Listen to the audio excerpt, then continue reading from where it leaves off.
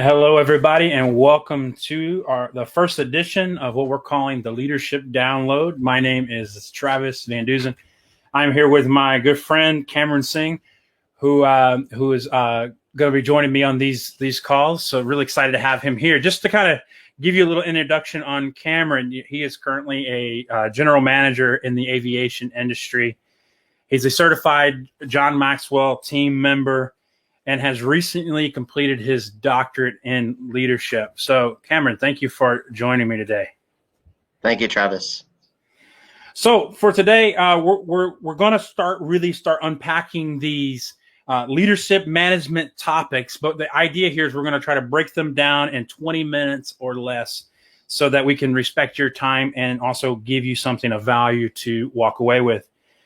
So, today as we were thinking about what would be our first topic of conversation, we couldn't help but think about, how to make the tough conversation, or how to make the tough decisions in life, how to make the tough decisions that come our way.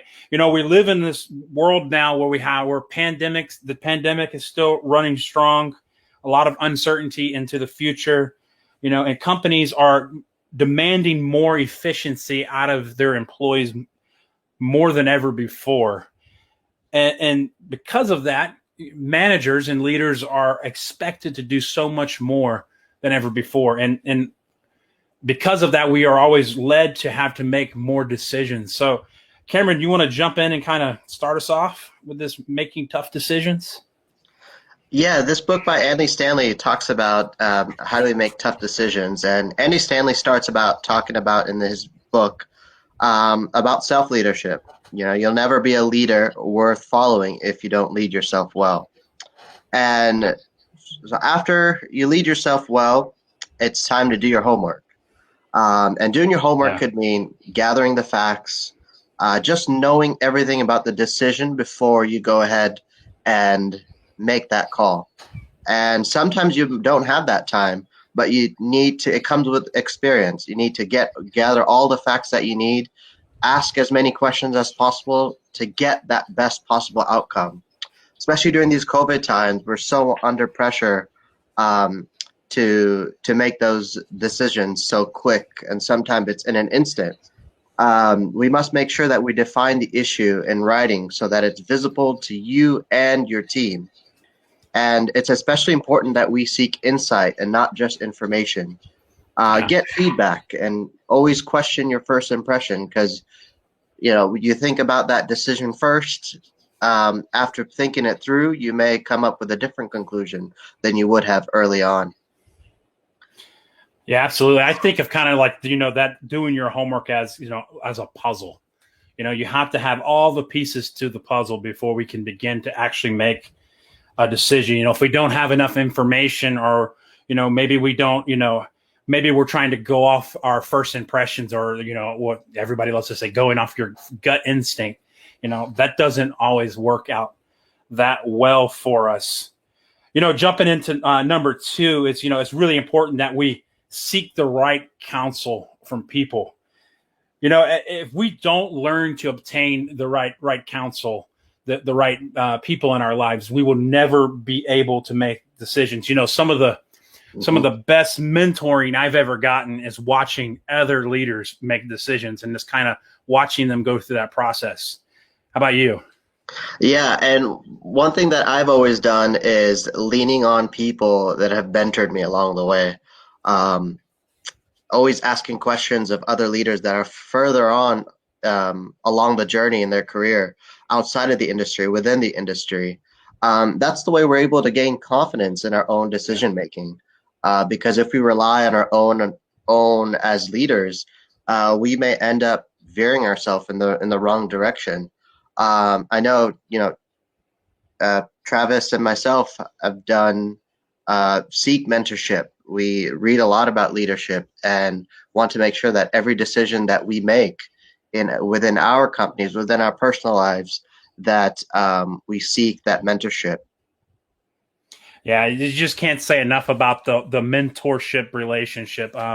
Some of my greatest growth has come just from being able to sit with great minds and just ask questions and learn from them. So we definitely have to seek that counsel when we're making those valuable decisions. Yeah, and also when you make those tough calls, it's so important that you lean on mentors, because your team, when you make that tough decision, may be completely against you, and it's so important to mentally, um, seek that mentorship when you have those difficult decisions to make, to help you go through that. Absolutely. Yeah, it's sometimes you feel like the mentor's your really only true friend when you're making some of those tough decisions. Hey, Cameron, you want to jump into number 3? Yeah, making your decisions based on the principles and values you believe in. Yeah, we must always filter all our decisions through our principles and values. To talk about having a moral compass. It's important we know our personal values, but also the values of the company that we represent.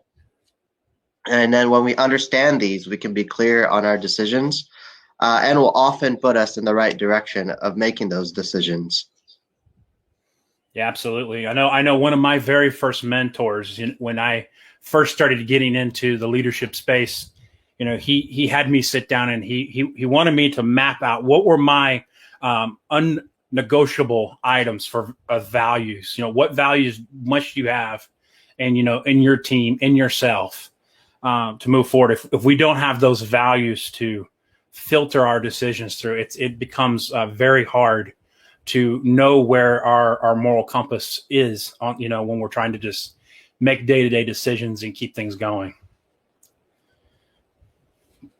So going into number 4, I think this is probably one of the more important ones for me, was understand that the emotions of making a tough call or a tough decision.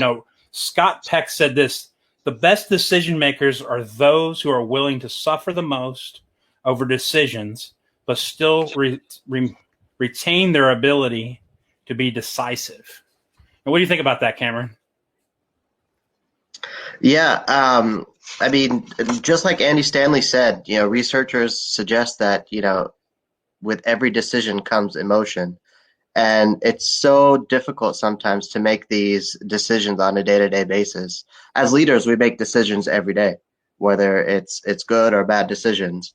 Um, and that really comes with experience. And hear what Scott Peck says: the best decision makers are those who are willing to suffer the most over decisions, but still retain their ability to be decisive. And that really comes over experience. It's not every day you're going to make a decision that's going to please your team or please your leadership team. You're going to have to make those tough calls, because in the end, you have to put your business or product first. And that could be very difficult. Yeah, that's for sure. I know another very important thing is to understand is that, it's okay to have those kind of second doubts, those doubts when we make those decisions.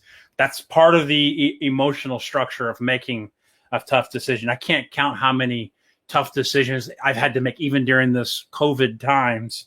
I mean, we're both in the aviation industry, which we know has suffered greatly because of the pandemic. And we've had to make decisions that often, I found myself thinking the next day, did I make the right decision? Did I do the right thing?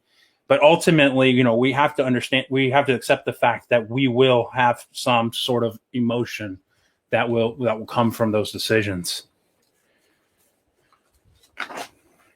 So jumping into number 5, our last one is, take responsibility when you make a mistake or make the wrong call. You want to take that one, Cameron? Yeah, that's often most difficult to do. And being a new leader myself within the aviation industry, I've made a lot of mistakes along the journey, as I've grown and within the industry.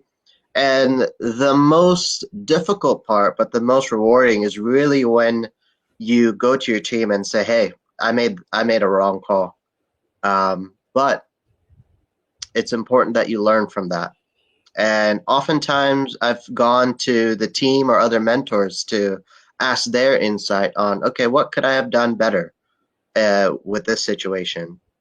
We must take ownership when we do fall short. Because I've seen that throughout my career, is when leaders make mistakes, they never admit it. They always play the blame game. They play excuses. It was everyone else's fault but theirs. And when we do this, we earn the respect of our team, our company, our leaders, our direct reports, and that goes really far for you as a leader. Yeah. People already know that you failed, and they're more interested in seeing how you recognize it and recover from that.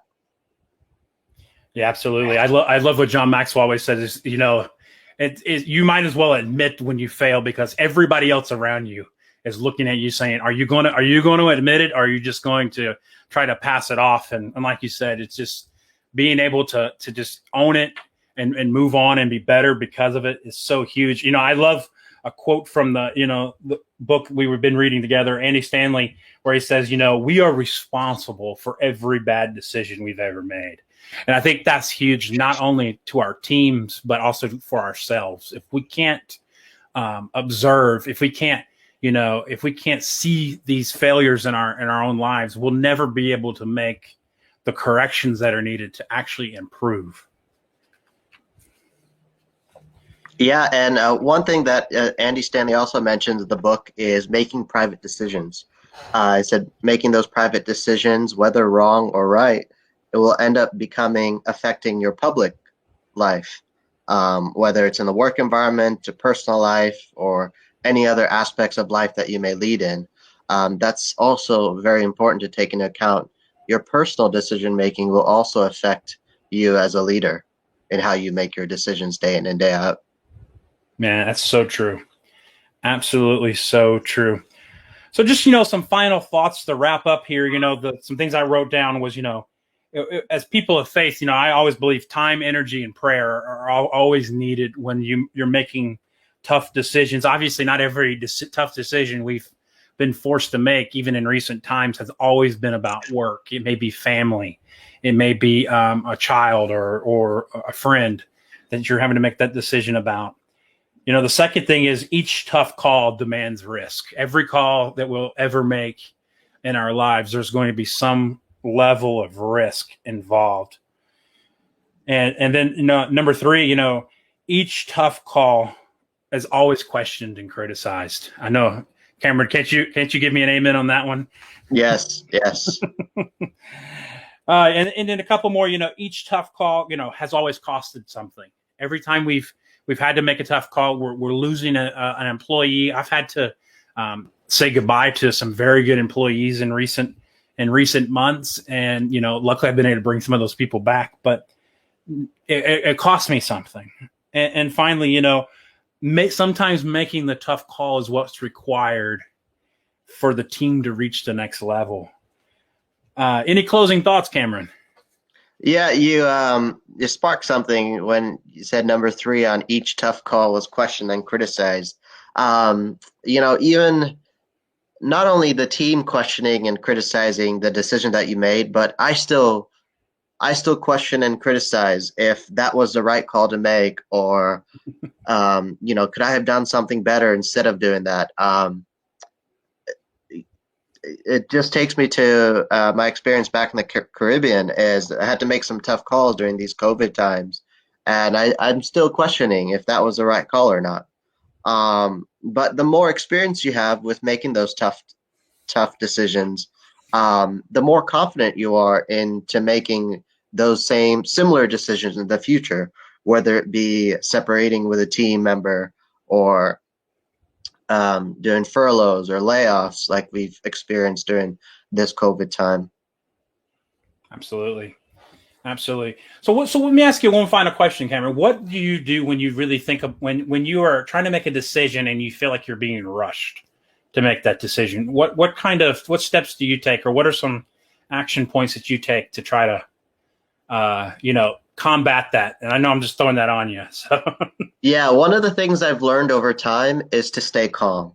Whether the decision is quick, I need to make a decision quick, is stay calm, because if I get too excited or too agitated about the decision, you're going to end up making a wrong decision. I stay calm and think it through with the limited time I have. weigh my options, and make the call. And not just make the call, but being confident in that call. Excellent. Well, guys, we thank you for joining us today as we've been talking about making that tough decision. We ask you to join us each and every week when we bring this leadership download to you. Thank you for your time, and we'll see you on the next broadcast. Have a great day.